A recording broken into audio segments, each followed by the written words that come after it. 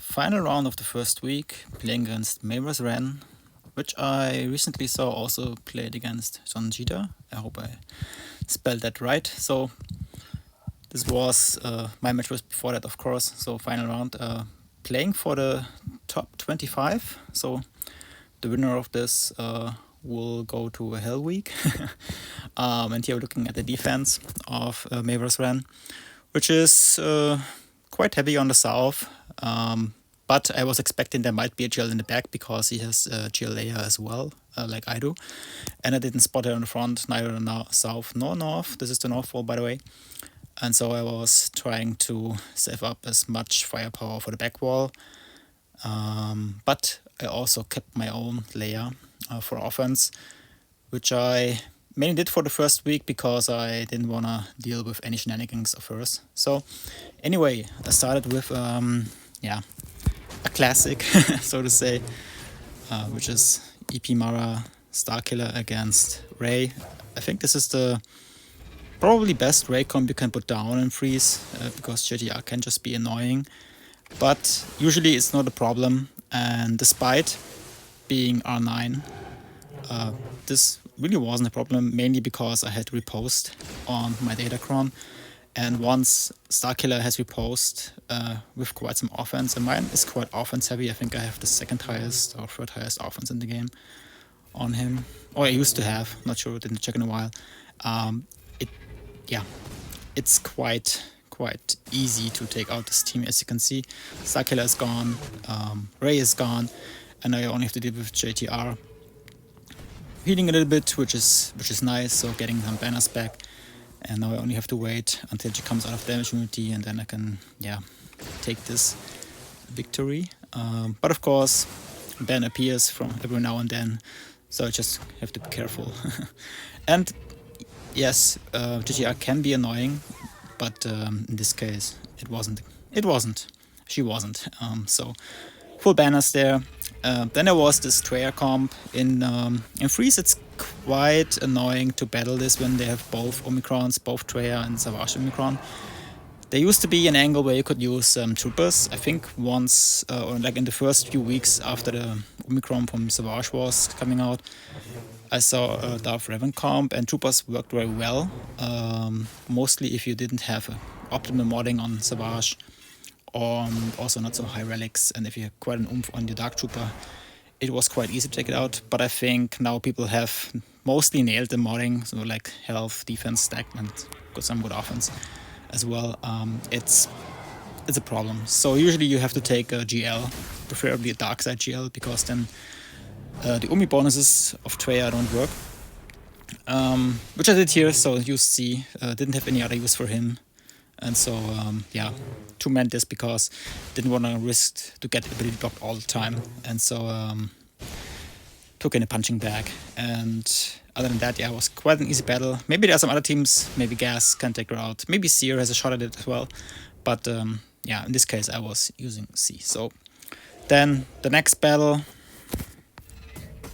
is Supreme Leader Kylo Ren with Vought and First Order Stormtrooper against our friend Lord Vader with Maul and Thrawn. Pretty much the standard comp you would see of Lord Vader in the top 50. Even though I tried something different in the second week, which we'll get to that in the coming videos. And I used Stormtrooper here because I had Malicos on defense with crew, which makes Gitme impossible. So I didn't have access to crew, and so I just took in the next best first order tank. And it doesn't really matter what you take actually as a tank, can be pre-taunt as long as he saves Kylo from the barrage of Maul. It's all good usually. And other than that, I think Kylo was when Lord Vader came out back in the day. Oh god, it sounds so weird. He was like the main counter in freeze, and still is to some extent. Of course, you have more tools now. You can use JMK, of course. You can also use JML. When you have some, let's say, premium Jedi with him. So there are more tools these days. Of course, bounty hunters as well. But against this front comp, yeah, didn't want to take any risk, and also I didn't really think I would need Supreme Kylo Ren for the back wall, because as I mentioned, I saved Leia for offense, so whatever was on the back wall I would use Leia for, and that's why I felt comfortable taking this in here, and also yeah, losing the banners, because that's the downside of using Kylo. He and C is just like a banner throwing away machine, to put it like that. But anyway, it was a one shot. Then the next South Wall team was this leftover, I would say leftover 501st. So if you see this comp, you can expect on the back wall that there is a comp with the new racks and the old racks and 5s.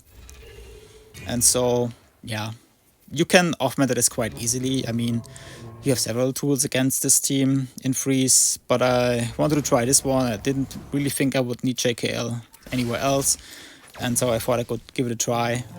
Have quite some good offense on JKL, but also on the Kron, a lot of like defense penetration, which helps him immensely. I used Armorer just to get some extra safety there, and of course Hoda. And unfortunately I lost, as you can see, both of them, but at this point in time it's never really a question if JKL can withstand that backfighting of gas, and so it was a one shot. Not the best banners, but still. Then this C comp, which you see quite often in freeze, at least from what I've seen, with Malak and Talon. And I also had JMK, as you can see, and I used used this because I think it was the best one-shot option I had, except I could, of course, try Leia, which I didn't want to do. Or you could have used JML, which I also had for offense, which also can work, but I guess in freeze it's a little bit more dicey. And so I thought, yeah, why not taking a risk and just like, yeah, take C out with JMK, which of course feels a little bit like overkill to some extent, but that's the thing with C. If you underestimate a team, then you have to go 2 times at it, or even 3 times, and so it was quite okay to do that. Then we're going to the Northwall quickly. Saw this comp of Wookiees, and I thought, yeah, Bounty Hunters might have a shot, but unluckily, or yeah, not really lucky, I was stumped. Didn't really check the Datacron for the level 3. I was just checking, or for level 6, sorry, I was just checking that there's no stun. But I didn't think of the foresight Crown, which also makes it quite hard to get a contract.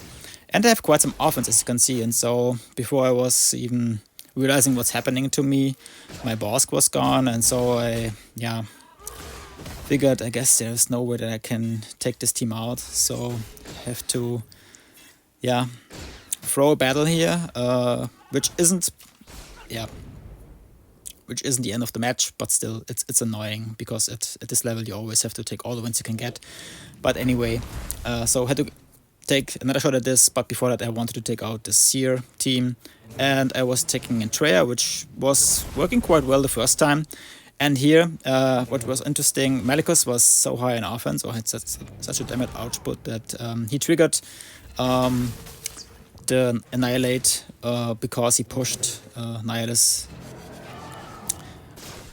almost like to 0 health, which would have been bad, but it just damaged him beyond the protection, and so I could get my cooldowns reset, could take out Malicus, and so the battle was essentially won once he was out.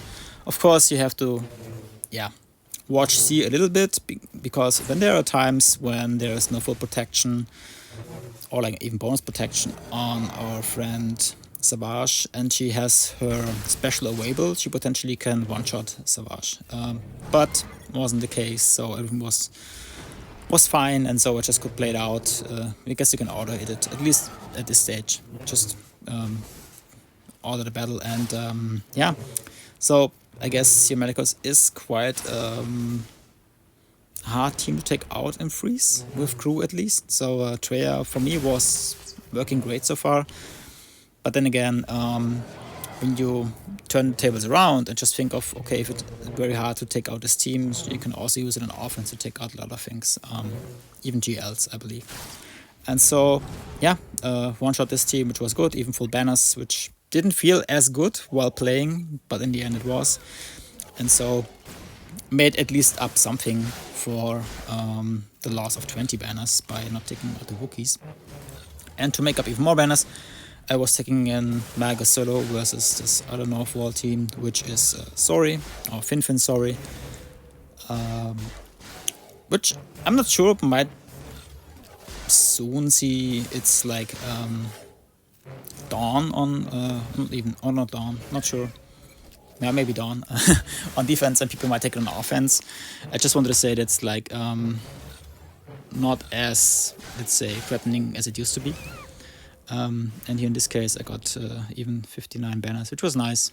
But anyway, then this is Backwall Battle, which is a team I haven't seen in ages, Akbar lead, and I thought it's no problem for Troopers.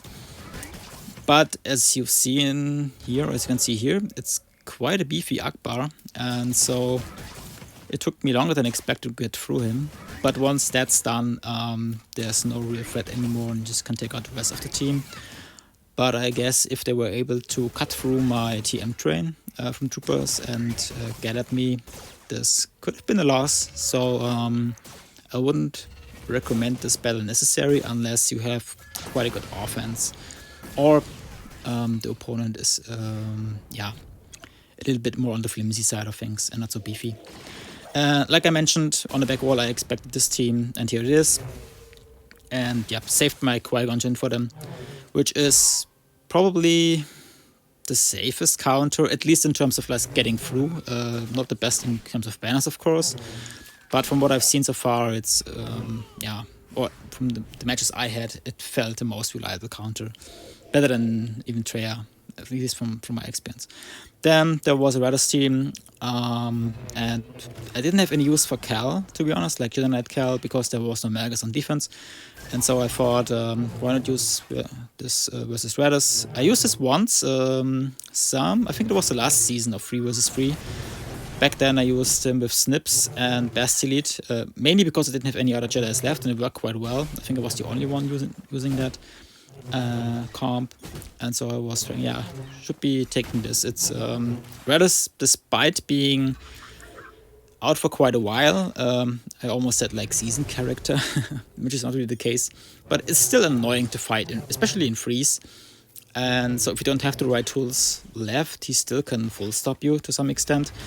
And so in this case, I didn't want to take any risks, take him out, and now I only have to watch Jin so that she doesn't revive, whereas which just happened here, and so I have to take him out again. And I think they are also like getting to their to their mini ult, or Raiders' mini ult, but the utility that Cal offers, like with cleansing, passing turns around, and also his hitting under protection when he has this one certain stance, which name I don't know because I don't remember kits as well. It's quite easy to withstand that. So despite getting to his mini ult, Raiders wasn't really posing a problem here. And now Jin is out of the picture, so it's quite easy to clean this up. And I believe this is also like full banners, which is rarely the case when Raiders gets to his ult. So then in the backwall battle, there was a GL, but not a GL I expected, so my opponent took Leia on offense, and so I took my own Leia versus Raiders. And Raiders, I believe, not versus Raiders, versus Java, sorry.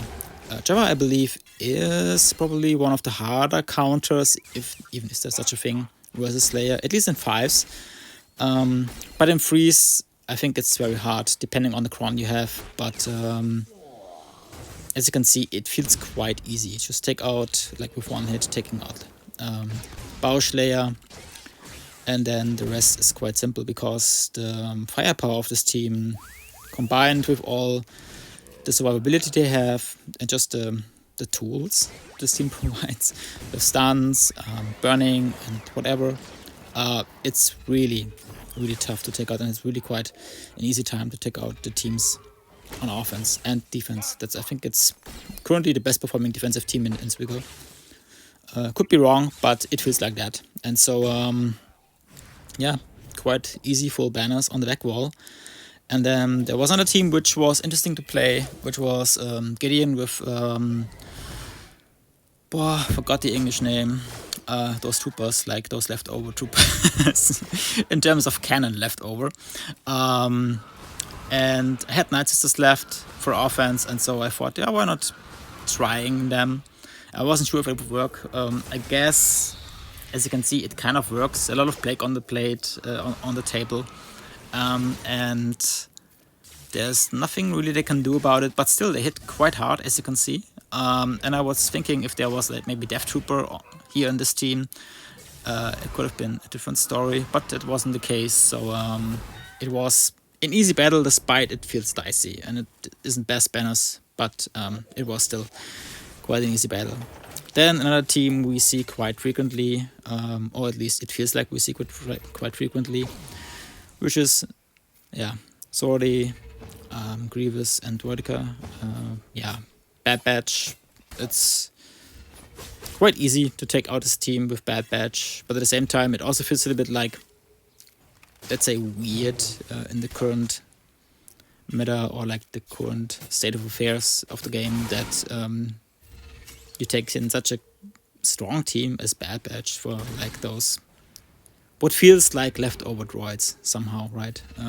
Despite not being the case, I think Grievous is still a very strong character that also can stop you if you don't have the right tools and with the right datacrons, and there's a lot of health going on right now, crit damage, so all the things that he likes. So yeah, but again, not really a threat if you know what you're doing, or if you button mash. I guess I'm not sure if I always know what I'm doing with this team. Sometimes I do, sometimes not. But it was enough for full banners. So I played quite well so far. And going back to the North Wall, there is this Tusken team, which was a bit like a problem for me in the past 3 versus 3 season with the datacrons they had applied. And so I was, yeah, overkilling it with JML, JKR, and I believe I had a cron which gave out... I had an Ayla cron, that's why I used Ayla here. I don't know exactly what a cron is doing for her, something with 50% more damage or so when she assists. But yeah, as you can see, I'm not really reading the datacrons too well, except the things that are interesting me. But yeah, now is the annoying part, taking out those 2 leftover Tusken. That's why I use JML, just getting to ult, and then you use an AoE, and then usually it's done, or sometimes even before that, like so, almost. But yeah, all with assists, and then you have almost full banners, which is still is weird. But yeah, it is what it is. Take the GLs when you have them available, why not? And so going back to this Wookiee team here, taking in Reba, which also feels like overkill, but probably not, because it's an annoying team. And I think, from what I've seen, Songita, sorry, fought the same defense, I guess. So Reba's didn't really change his defense for the second week, and it was quite annoying to fight this team. Yeah. But we're through, no more ground battles, and we're in ships. And here I was trying the new fleet, or the new ship with Negotiator, Marauder against Leviathan. I don't really know the English pronunciation. But I was misplaying it hard, because I didn't get buff immunity on the tank, and so I was like wasting this, as you can see. And I still have to play around with this a little bit and test a little bit more. But like I mentioned, I believe in the video before, I don't do as much testing anymore. Mainly because like my, let's say, motivation of the game has dropped a little bit. For several reasons. I mean, we're in ships, I can talk about this, I guess. Like, one is the grind with Conquest and having TB and all this kind of stuff. And it really feels like you have to be always like pushing for the max in every game mode to just not fall behind. And usually what I did is like buying every Maquis character, and with the recent one, Paz Whistler, I didn't. And I guess I also won't buy it, despite there is a GL killer on the horizon with the new Bo-Katan. But I just don't see the point anymore. And right now they're also rushing or help people to get the newest tunes quicker, like with Leia. I've seen people like unlocking here, I guess, like 2 months earlier than they expected because of the drops, the bonus drops that we're getting recently. And I really like that, that they are making it easier to catch up. I guess there might be another side to this. They might you might need layer for something soon, the raid, I guess, and so they wanna maybe soften the storm of poop they might expect when that is the case, because not everyone has her, so they make it easier, and so I think that's good. But at the same time, it also means that you don't have to rush for things anymore, and I don't do it because I don't see the point anymore, and also because I don't really go hard on datacrons. And most of the time I'm out datacronned despite having a good roster and good mods, and when you cannot compete with certain datacrons, there is no really point in even trying, because when there's counters that you have known that they work, even with datacrons applied, but there's a certain stat you cannot get through, let's say for 400% defense or something like that, then why even try, right?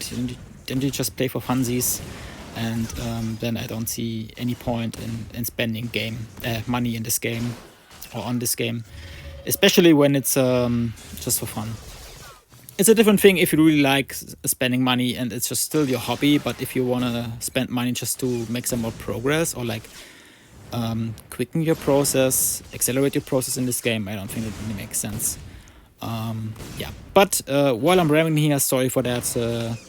Just checking my perspective on things. We are looking at the cleanup of Leviathan, which is almost like a full-fledged battle, because I didn't really get anything out with my negotiator fleet. And yeah, I think the mirror is still one of the, let's say, safer options, despite a lot of RNG is involved with like who goes first, which let's say Civ Civ Assassin goes next, or like goes also first, because if they have both the same relic level, it's just like a coin flip, and you only can take her to relic 9, right? So and then it's always annoying. So then the next fleet, which is pretty much a well-known counter by now, is Thrawn versus Piet or Executor.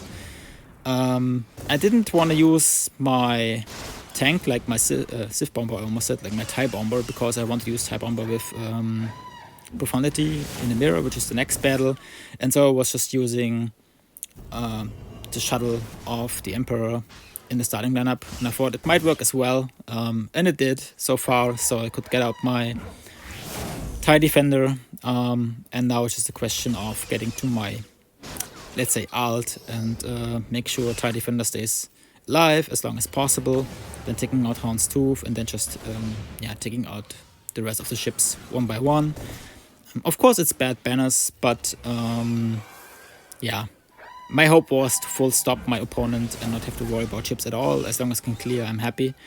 And so far I played quite well on the ground, and so I was hoping I can afford some banner losses in chips, despite I feel that it's quite easy to lose matches solely in chips, because you lose so many banners just when you drop one battle, or just have a bad run like this. Like 66 banners for a one shot is quite bad, but at least it was a one shot, and so there is the last fight in this match. And as mentioned, it's a mirror Profundity, and so I wanted to keep my TIE Bomber because it makes it quite safe.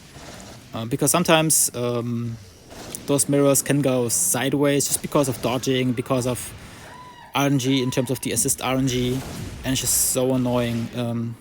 I'm kind of glad that this meta in the Fleet Arena is over. Of course, people might claim it's very easy, but I had days when I had like 2 or 3 battles in a row where I wasn't assisting at all, and of course then the opposing RNG always makes sure it assists. And so I was happy when this meta was over. Doesn't mean I'm really happy with the Leviathan meta, because it's as annoying to some extent with the whole RNG thing, like who goes first, who goes second.